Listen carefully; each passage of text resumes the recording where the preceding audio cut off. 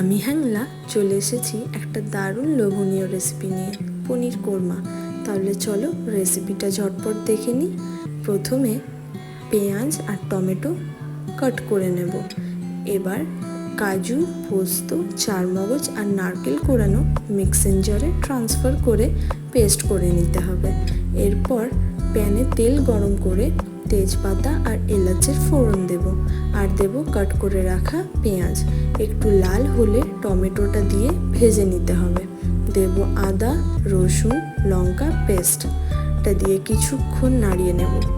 এবার তাতে নুন, চিনি, হলুদ, রেড চিলি পাউডার দিয়ে নাড়িয়ে দিয়ে দেব পোস্তর পেস্ট, আর কিছুক্ষণ কষে নিতে হবে।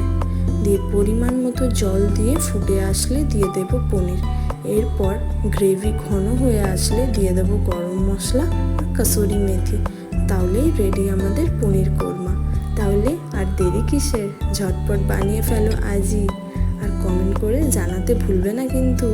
আবার আসবো একটা নতুন ভিডিও নিয়ে। Till then tata.